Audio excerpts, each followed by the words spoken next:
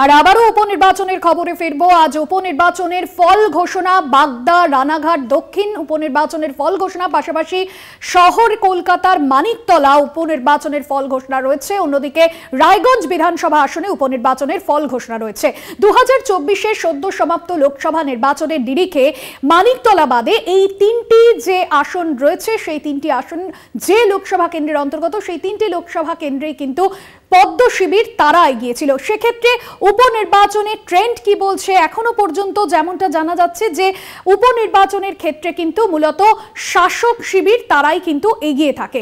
মানিকতলা বিধানসভা উপনির্বাচন গত 10ই জুলাই যে উপনির্বাচন হয়েছে, জয় নিয়ে তৃণমূল প্রার্থী সুপ্তি পান্ডের স্ত্রী, সুপ্তি পান্ডের তার কন্যা শ্রেয়া পান্ডে, তিনি কি বলছেন শোনাবো।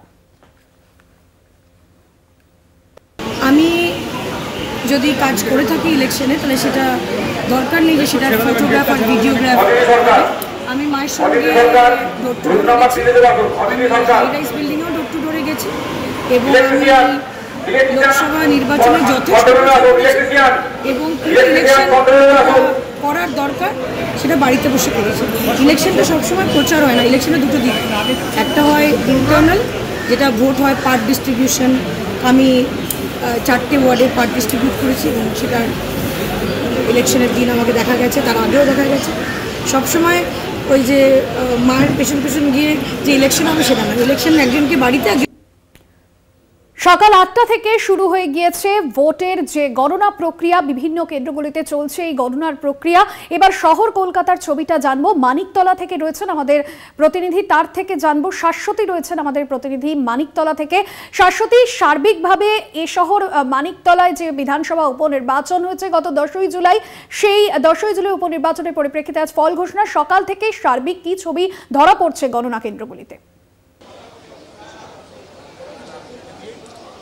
বাসদে আমি এই মুহূর্তে রয়েছে রবীন্দ্রভারতী বিশ্ববিদ্যালয়, যেখানে মানিকতলার ভাগ্য গণনা হতে চলেছে এবং বলা যায় যে প্রথম পর্যায়ে যে পোস্টাল ব্যালটের গণনা তা কিন্তু ইতিমধ্যেই সম্পন্ন হয়েছে।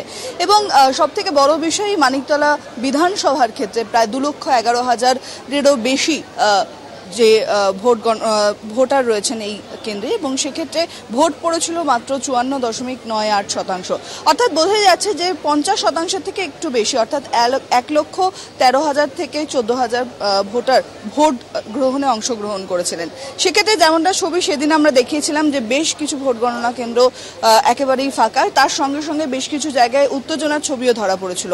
বিজেপির প্রার্থী কল্যাণ চৌবেকে ঘিরে বিক্ষোভ দেখিয়েছিলেন তৃণমূল কর্মী সমর্থকরা, তার সঙ্গে সঙ্গে বেশ কিছু ভোট গ্রহণ কেন্দ্রে আমাদের ক্যামেরাতেই ধরা পড়েছিল ভুয়ো ভোটার। অর্থাৎ একাধিক অভিযোগ, একাধিক সংঘর্ষ, একাধিক যে ঝামেলা, সেই ছবি কিন্তু উঠে এসেছিল ভোট প্রক্রিয়ার দিনকে। অর্থাৎ সেখান থেকে দাঁড়িয়ে বেশ কিছু অভিযোগ বিজেপির তরফ থেকে এবং সিপিএম এর তরফ থেকে ছিল যে এই দিন ভোট গ্রহণের দিন মানিকতলায় একাধিক জায়গায় তৃণমূল কংগ্রেসের ওপর অভিযোগের তীর ছিল যে তারা রিগিং করছেন। এবং সিপিএম এর যিনি প্রার্থী, তিনি আজকেও একই কথা বলেছেন যে সেদিন তারা রাস্তায় ছিলেন, একেবারে শেষ মুহূর্ত পর্যন্ত ভোট গ্রহণ প্রক্রিয়ায় ছিলেন তারা, সমস্ত প্রক্রিয়াটাকে নিয়ন্ত্রণ করার জন্য, কিন্তু তারপরেও একাধিক জায়গায় দেখা গেছে মানুষ ভোট দিতে পারেননি। তাদের এই অভিযোগের ভিত্তিতে তারা বারবার ইলেকশন কমিশনের কাছে আর্জি জানিয়েছিলেন, এবং সেক্ষেত্রেও তারা বলেছেন যে কিউআরটি টিম এসে পৌঁছানোর আগেই পরিস্থিতি হাতের বাইরে চলে যাচ্ছিল। অর্থাৎ একাধিক অভিযোগের তীর শাসক দলের প্রতি থাকলেও তৃণমূলের যিনি প্রার্থী সুপ্তি পান্ডে, তিনি যেমনটা দাবি করেছেন যে বিক্ষিপ্ত কয়েকটি জায়গায় অশান্তি হয়েছেন, তারাও জানেন, এবং সেটি একেবারেই বলা যায় যে বিজেপির উদ্দেশ্য প্রণোদিত, তারা ইচ্ছাকৃতভাবে এই ধরনের ঝামেলার সৃষ্টি করেছিলেন। এবং সেক্ষেত্রে যথেষ্ট মাত্রায় আশাবাদী সুপ্তি পান্ডে, এবং গত বছর অর্থাৎ 2021-এর যে বিধানসভা নির্বাচন, তাতে দেখা গেছিল সাধারণ পান্ডে প্রায় 20,000-এরও বেশি ভোটে লিড পেয়েছিলেন এই মানিকতলা বিধানসভা কেন্দ্র থেকে। অর্থাৎ সেখানে জয়ের ব্যবধান কতটা হতে চলেছে সেটা এখন সময়ের অপেক্ষা। তবে আশাবাদী সুপ্তি পান্ডে, তিনি নিজের জয় নিয়ে আশাবাদী।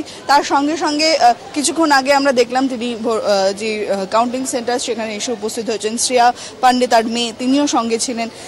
রাজীব মজুমদার, তাকেও দেখা গেছে যে তিনিও রাজীব তিনিও এই কাউন্টিং সেন্টারে এসে উপস্থিত হয়েছেন, কিন্তু এখনো পর্যন্ত কল্যাণ চৌবেকে অর্থাৎ বিজেপি প্রার্থীকে কিন্তু দেখতে পাওয়া যায়নি। তিনি এখনো পর্যন্ত এসে পৌঁছাননি এই কাউন্টিং সেন্টারে।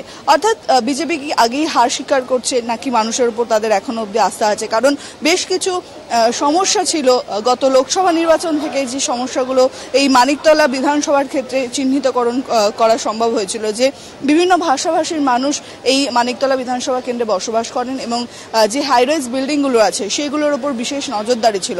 16 নম্বর এবং 19 নম্বর ওয়ার্ড, এই দুই ওয়ার্ড থেকে সব থেকে বেশি ব্যবধান কম ছিল বিজেপির সঙ্গে।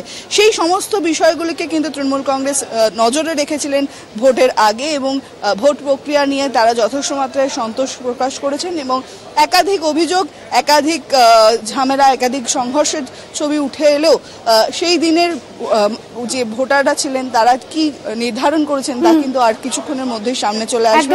সেক্ষেত্রে প্রথম পর্যায়ের যেমন পোস্টাল ব্যালট প্রক্রিয়া সম্পন্ন হয়েছে, আর 17 থেকে 18 রাউন্ডে এই সম্পূর্ণ মানিকতলা বিধানসভার কাউন্টিং প্রক্রিয়া কিন্তু সম্পূর্ণ হবে।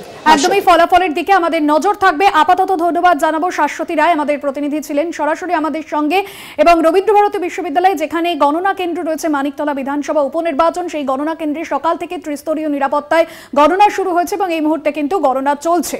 আপনাদের শোনাই সাধন পাণ্ডের স্ত্রী সুপ্তি পাণ্ডে, অর্থাৎ মানিকতলা বিধানসভা উপনির্বাচনের তৃণমূল প্রার্থী। তিনি কি বলছেন, জয় নিয়ে কতটা আত্মবিশ্বাসী তিনি?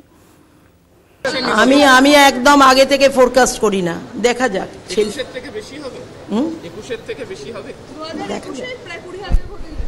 থেকে বেশি হবে 2021। তোমরা একটা লেজেন্ডারি ফিগারের সঙ্গে আমাকে গুলিয়ে ফেলো না। আমার হাজবেন্ড হতে পারে, সেই আর সে এরকম বিরোধী নিয়েই কাজ করেছে, একা লড়েছে। যখন এখনো মানুষের কাছে সে যদি নেমে আসে, চাহিদা একই রকম, আগামী 50 বছর কেউ ভোট পাবে না উনি ছাড়া।